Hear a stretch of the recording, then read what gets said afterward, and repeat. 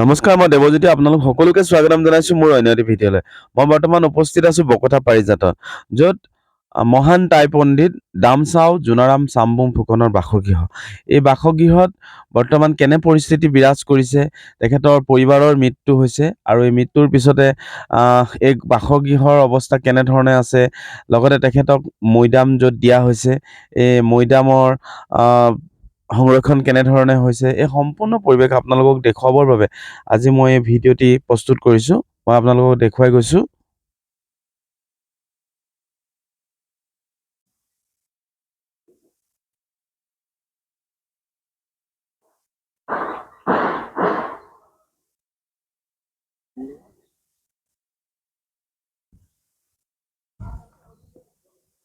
তেখেতৰ বাসগৃহত বহুকেইগৰাকী স্থানীয় ব্যক্তিক লগ পালোঁ আৰু জানিব পাৰিলোঁ তেখেতৰ বিষয়ে বহু ন তথ্য।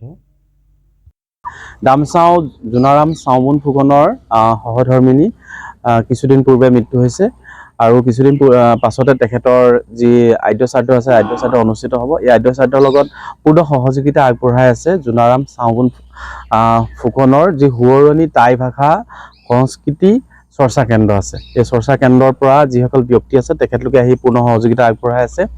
কিন্তু তথাপিও আমি দেখা পাইছোঁ যথেষ্ট অৱদান আগবঢ়াই গৈছে টাই ভাষাৰ ক্ষেত্ৰত এই টাই পণ্ডিত জোনাৰাম চামবুং ফুকনে। তেখেতৰ যেনেধৰণৰ এটা গুৰুত্ব পাব লাগিছিলে পোৱা নাই, আৰু সেইকাৰণে আমি আজি সঁচাকৈ আচৰিত হৈছোঁ। আৰু মই এই ভিডিঅ'টো বনোৱাৰ উদ্দেশ্য এইটো যে আমাৰ যিসকল পণ্ডিত আছে, যিসকল ব্যক্তিয়ে নিস্বাৰ্থভাৱে সমাজৰ কাৰণে কাম কৰি গৈছে, তেখেতলোকক কিন্তু যেনেধৰণে সমাজে তেখেতলোকৰ মৃত্যুৰ পিছতে হওক বা জীৱিত অৱস্থাতে হওক গুৰুত্ব প্ৰদান নকৰে, এই গুৰুত্বটো প্ৰদান নকৰাৰ বাবে বহু লোক কিন্তু আমাৰ কালৰ ক্ৰমত গৰ্ভত হেৰাই গৈছে। আৰু আমি সেইকাৰণে বিচাৰিছোঁ যে আজি আমি তেখেতলোকৰ পৰা জানিব বিচাৰোঁ যে জোনাৰাম চামবুং ফুকননো কোন আছিল, তেখেতে কেনেধৰণে কাম কৰি গৈছিলে। আমাৰ লগত উপস্থিত আছে এগৰাকী ৰিটায়াৰ্ড শিক্ষক তথা আমাৰ এই যি টাই ভাষা সংস্কৃতি চৰ্চা কেন্দ্ৰ বুলি মই ইতিমধ্যে আপোনালোকক কৈছোঁ যে জোনাৰাম চামবুং ফুকনৰ সোঁৱৰণিত যিটো চৰ্চা কেন্দ্ৰ গঠিত হৈছে, সেই চৰ্চা কেন্দ্ৰৰ সভাপতি তেখেতক মই চিনাকি কৰি দিবলৈ ওলাইছোঁ। তেখেতে নিজ মুখে ক'ব তেখেতৰ নাম কি আৰু কেনেধৰণে কাম কৰি আছে। মই ৰূপজ্যোতিক দেখাবলৈ অনুৰোধ কৰিছোঁ। মোৰ নাম চাও উষাধৰ ফুকন, মই অৱসৰপ্ৰাপ্ত শিক্ষক। এখেত মোৰ নিচাদেউ হৈ সম্বন্ধত। ল'ৰালি কালৰ পৰাই আমি আমাৰ পৰিয়ালবৰ্গ একত্ৰিতভাৱে আছিলোঁ। তেখেত স্বৰ্গগামী হৈ গ'ল। তেখেত এজন টাই ভাষাৰ বিখ্যাত এজন পণ্ডিত, যিজন পণ্ডিতে গোটেই সমগ্ৰ অসমত তথা পূৰ্বাঞ্চলত, উত্তৰ পূৰ্বাঞ্চলত টাই ভাষা সংস্কৃতি প্ৰচাৰ আৰু প্ৰসাৰৰ কাৰণে যথেষ্ট মনোনিৱেশ কৰিছিল। একালত তেখেতে শ্বিলঙত চাকৰিও কৰিছিল আৰু কিবা এটা কাৰণত ঘৰলৈ ঘূৰি আহিল। পঢ়া শুনা বিশেষ মেট্ৰিকুলেশ্যন হৈয়ে পঢ়া শুনা সমাপ্তি ঘটালে আৰু সেই সময়তে ডামচাও ডম্বৰুধৰ হৈ দেওধা ফুকনকে আদি কৰি ভালে সংখ্যক টাই পণ্ডিতক তেখেতে সান্নিধ্যলৈ আহিল আৰু সেই টাই পণ্ডিতসকলৰ সান্নিধ্যত থাকি তেখেতে টাই ভাষা অধ্যয়ন কৰিলে। আৰু পাটহাকুত যিখন নেকি টাই একাডেমি আছে, পাটহাকুত কেন্দ্ৰীয় টাই একাডেমি, তাত তেখেতে প্ৰায় 1980 চন মানৰ পৰা মৃত্যুৰ আগমুহূৰ্তলৈকে শিক্ষকতা কৰিছিল। তেখেতে প্ৰথমে শিক্ষকতা আছিল যদিও পাছত অধ্যক্ষ আৰু পদ সলনি কৰিছিল। এই যি চৰ্চা কেন্দ্ৰ আছে, এই চৰ্চা কেন্দ্ৰৰ সম্পাদক মহোদয়ক আমি সৌভাগ্যক্ৰমে লগ পাইছোঁ ইয়াত, আৰু তেখেতৰ পৰা আমি জানিব বিচাৰিম। যিহেতু জোনাৰাম ফুকনৰ বিষয়ে হয়তো বহু ব্যক্তিয়ে ইতিমধ্যে অৱগত, তথাপিও কিছু কথা হয়তো অজ্ঞাতে আমাৰ থাকি গৈছে, সেই কথাখিনিও তেখেতৰ পৰা আমি জানিব বিচাৰিম। মই ৰূপজ্যোতিক দেখাবলৈ অনুৰোধ কৰিছোঁ যে এখেতৰ চিনাকিটো আপুনি নিজ মুখে দি দিলে ভাল হ'ব। মোৰ নাম চাও ৰেৱকান্ত ফুকন, মই এই চৰ্চা কেন্দ্ৰৰ সম্পাদক। কথা হ'ল কি, জোনাৰাম চামবুং ফুকন অসমৰ এজন টাই ভাষাৰ বিদগ্ধ পণ্ডিত আছিল। তেখেতে টাই ভাষা সংস্কৃতিলৈ অভূতপূৰ্ব অৱদান আগবঢ়াই থৈ গৈছে। বিশেষকৈ তেখেতে টাই ভাষাৰ কেইবাখনো পুথি অনুবাদ কৰিছে আৰু বহুকেইখন গ্ৰন্থ তেখেতে লিখি থৈ গৈছে। আৰু তাৰোপৰি তেখেতে টাই আহোমসকলৰ যিটো জাতীয় সংগীত মখাম টাই, সেইটো তেওঁই ৰচনা কৰি থৈ গৈছে। তাৰোপৰি তেখেতে 1980 চনৰ পৰা বকতা কৰঙা টাই সংস্কৃতি সংঘৰ জৰিয়তে বিভিন্ন ধৰণৰ সাংস্কৃতিক অনুষ্ঠান তেওঁৰ টাই ভাষাৰে তৰ্জমা কৰি অসমৰ বিভিন্ন ঠাইত তেখেতৰ সহযোগীৰ সৈতে প্ৰদৰ্শন কৰি টাই ভাষা সংস্কৃতি চৰ্চা কৰি আহিছিল। আৰু অন্যহাতে তেখেতে টাই ভাষাৰ বিশেষকৈ টাই আহোমৰ লগতে ঠাই ভাষা বা অন্যান্য টাই থালৰ ভাষাবিলাক অধ্যয়ন কৰি তুলনামূলক অধ্যয়ন কৰি এই বিষয়ত ব্যুৎপত্তি লাভ কৰিছিল। আৰু তেখেতৰ ওচৰলৈ অসমৰ লগতে বিদেশৰো বিভিন্নজন পৰ্যটক গৱেষক আহিছিল। বিশেষকৈ ৰঞ্জন টাৱেল আৰু ষ্টিফেন মুৰে ইত্যাদি বিদেশী পৰ্যটক আৰু গৱেষকসকল আহিছিল, আৰু ঘৰুৱা দেশীসকলতো আহিছিলেই। তাৰোপৰি তেখেতে এই টাই সাহিত্য সভাৰ প্ৰতিষ্ঠাপক সভাপতি আছিল, আৰু ইতিমধ্যে ক'লেই তেখেত টাই একাডেমীৰ শিক্ষক আছিল, শেষত উপাধ্যক্ষ পদত অধিষ্ঠিত হৈছিল। তাৰোপৰি তেখেত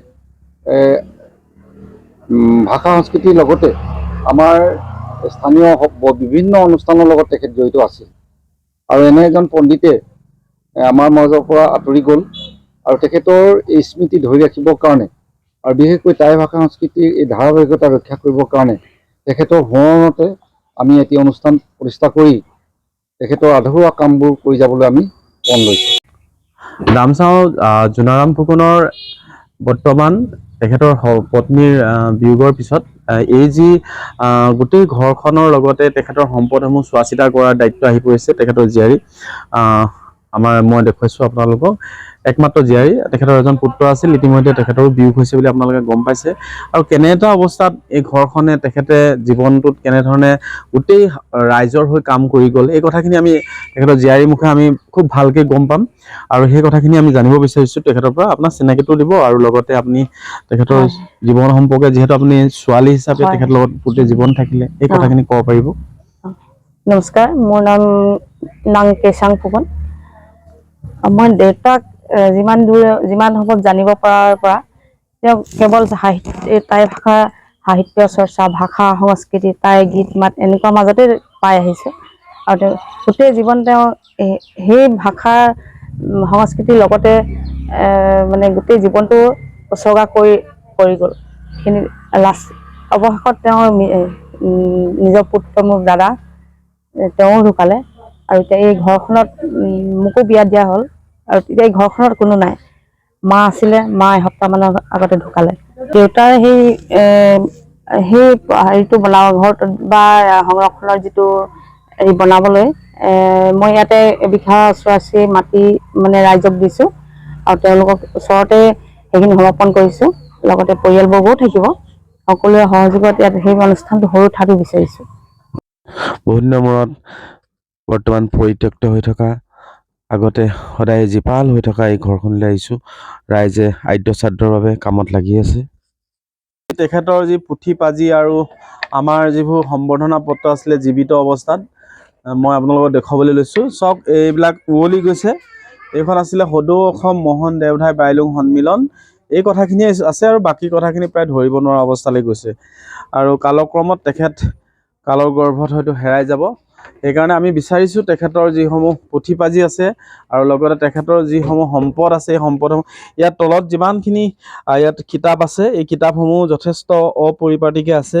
কাৰণ তেখেতৰ মৃত্যুৰ পিছত তেখেতৰ পৰিবাৰৰ মৃত্যু হৈছে, আৰু বৰ্তমান তেখেতৰ ছোৱালী যিহেতু দূৰলৈ বিয়া হৈছে, আৰু তেখেতেও চোৱা চিতা কৰিবলৈ সময় পোৱা নাই।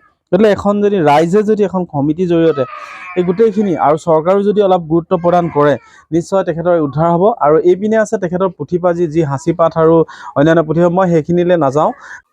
আৰু এইপিনে মই দেখুৱাইছোঁ আহোম ৰয়েল ছ'চাইটিয়ে দিছিলে তেখেতক কেন্দ্ৰীয় সমিতিৰ উদ্যোগত লাখপাৱিকী ৰাইজৰ হৈ ৰাজ্যিক খিলঞ্জীয়া সম্প্ৰীতিৰ এসাঁজ। আৰু ইয়াত সম্বৰ্ধনা পত্ৰত তেখেতক জনাইছিলে সম্বৰ্ধনা জোনাৰাম চাওবুন ফুকন। আৰু এই যিসমূহ তেখেতক সম্বৰ্ধনা পত্ৰই হওক, তেখেতৰ যি পুথি পাঁজি আছে, আৰু এই গোটেই পুথি পাঁজিসমূহ যাতে সংৰক্ষিত অৱস্থাত হওক, আৰু তাৰ পৰা আমি বহুত সমল হয়তো পাম ভৱিষ্যতৰ বাবে। মই এখন ঘৰলৈ তেখেতৰ জীৱিত অৱস্থাতো আহিছিলোঁ। তেখেতৰ ঘৰটো দুখলপীয়া হয়, চাংঘৰ হয়, আৰু এই চাংঘৰটোৰ ওপৰৰ পৰ্যায়টো মই আপোনালোকক অকণমান দেখুৱাইছোঁ। তেখেতৰ যিটো চাংঘৰ আছিলে, সেই চাংঘৰটো দেখুৱাইছোঁ। বৰ্তমান পৰিত্যক্ত অৱস্থাত এইবিলাক তেখেতৰ সোমাই আহিলে আগতে যি টাই ভাষাৰ লগত জড়িত যিসমূহ সংস্কৃতিৰ লগত জড়িত বস্তু আছিলে এইবিলাক ইয়াতে ৰাখিছিলে তেখেতে, আৰু বৰ্তমান প্ৰায় উৱলি গৈছে।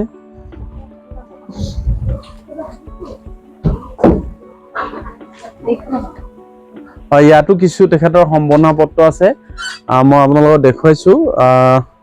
এইসমূহ তেখেতৰ জীয়াৰী এইখিনি চাই দিছে কি কি পৰি আছে।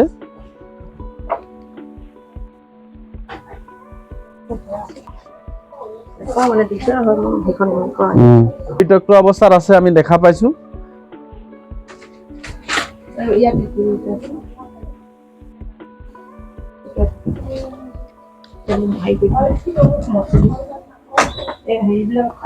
পোহৰ অলপ অভাৱ আছে, আমি যিমান পাৰোঁ আপোনালোকক দেখুৱাবলৈ চেষ্টা কৰিছোঁ, আৰু আশা কৰিছোঁ অদূৰ ভৱিষ্যতে এইবিলাক যাতে খুব সংৰক্ষণ হওক আৰু তেখেতৰ যি অৱদান আছে অৱদান ৰাইজে অনুভৱ কৰক, আৰু যাতে ভৱিষ্যতলৈ তেখেতৰ যি পুথিপাঁজি আৰু যিবোৰ সমল আছে এই সমলবিলাকৰ জৰিয়তে যাতে আমাৰ প্ৰতিজন ব্যক্তিয়ে বহু তথ্য ভৱিষ্যত প্ৰজন্মৰ বাবে জানিব পাৰে।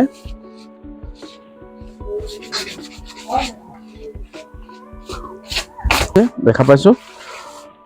হ'ব, এইখিনি আপুনি ভালকৈ ৰাখিব বাইদেউ, আৰু যথেষ্ট তেখেতৰ সম্বৰ্ধনা পত্ৰ আৰু য'ত ত'ত মই পৰি থকা দেখা পাইছোঁ। আমি ভিতৰলৈ যাব নোৱাৰিম কাৰণ এই ঘৰটো ইতিমধ্যে পৰিত্যক্ত হৈ গৈছে। মুঠতে থুলমূলকৈ এটা আভাস দিলোঁ, আৰু বাইদেউ বিচাৰিছে যে এই বাসগৃহটি যেনে অৱস্থাত আছে এনেকৈ যদি সংৰক্ষণ কৰি ৰাখিব পাৰে তেতিয়াহ'লে তেখেতৰ স্মৃতিটো তেখেতৰ সদায় থাকিব, হয়নে?